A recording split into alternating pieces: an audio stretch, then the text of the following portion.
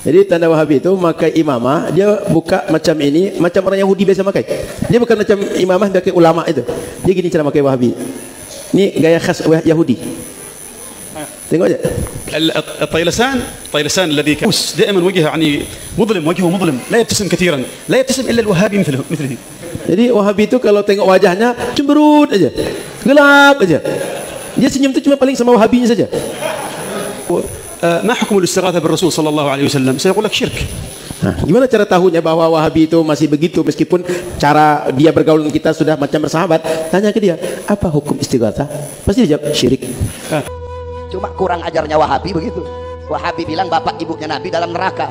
Nah, ini orang goblok ini. Orang-orang nggak ngerti hadis ini. Ada satu hadis. Perbedaan asal beza dengan dia bid'ah. Beda sedikit bid'ah.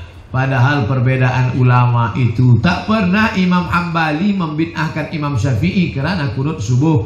Tak pernah.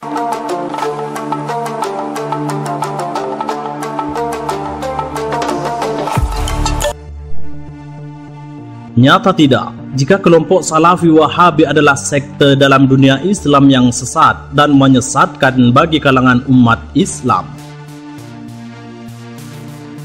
Sebagaimana kita ketahui, salah satu kelompok dalam tubuh Islam yang sering bersinggungan keras dengan kelompok lain adalah Wahabi Salafi. Aliran yang muncul sejak abad pertama kali muncul pada abad ke-18 dari pendirinya yang bernama Muhammad bin Abdul Wahab yang berasal dari Najd, Arab Saudi. Wahabi ini digambarkan sebagai sebuah aliran Islam yang ultra konservatif, keras atau puritan.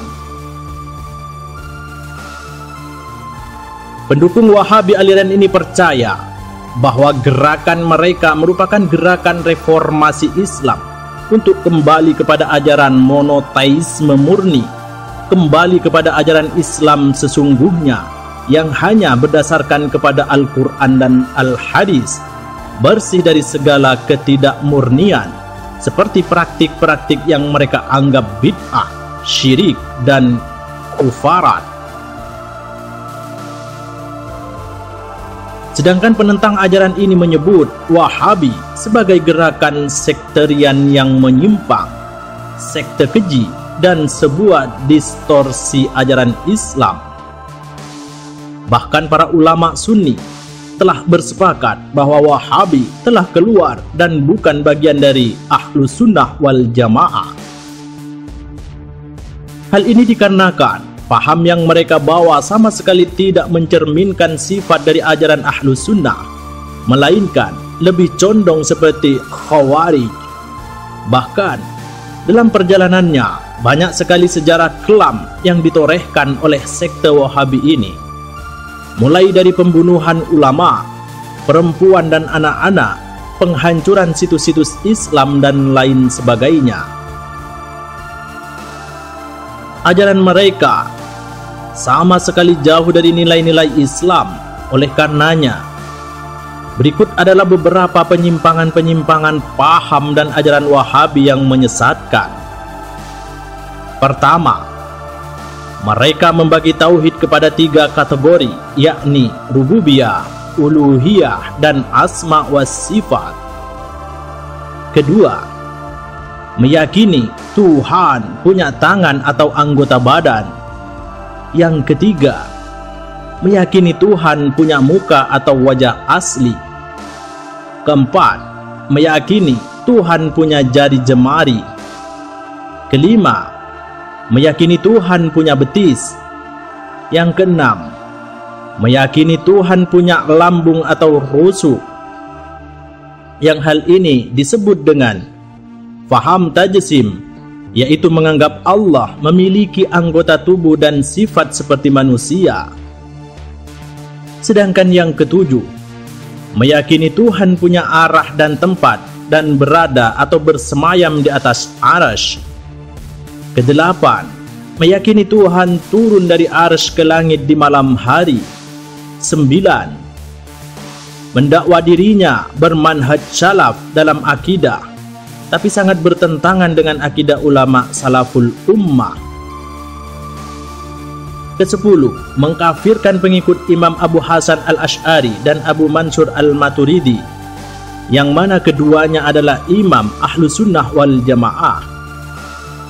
Ke-11, mengkafirkan sufi dan menganggap tasawuf bukan ajaran Islam. Sedangkan yang ke-12 sangat anti dengan sifat 20 pada Allah Subhanahu wa taala. Ke-13, menuduh ayah dan ibu Rasulullah kafir dan tidak akan selamat dari neraka. Ke-14, menuduh syirik tawassul, tabarruk dan istighosah dengan para anbiya, aulia dan solihin. 15, sangat anti dengan pendapat imam mazhab dan pengikut mazhab. 16, mudah membid'ah sesatkan amalan yang tidak sahih dan sahih menurut mereka.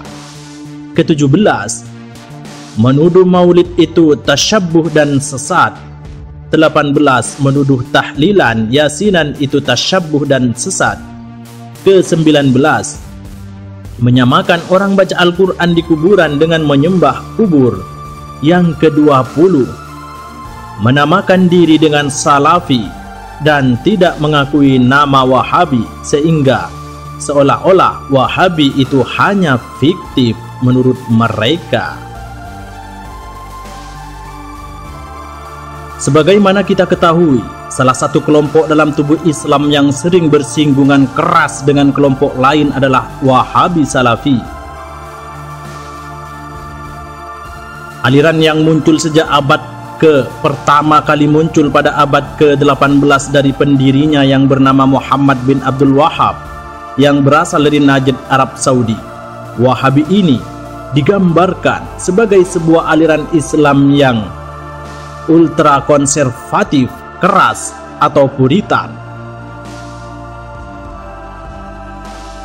Pendukung Wahabi aliran ini percaya bahwa gerakan mereka merupakan gerakan reformasi Islam untuk kembali kepada ajaran monoteisme murni, kembali kepada ajaran Islam sesungguhnya yang hanya berdasarkan kepada Al-Quran dan Al-Hadis, bersih dari segala ketidakmurnian seperti praktik-praktik yang mereka anggap bid'ah, syirik dan kufarat.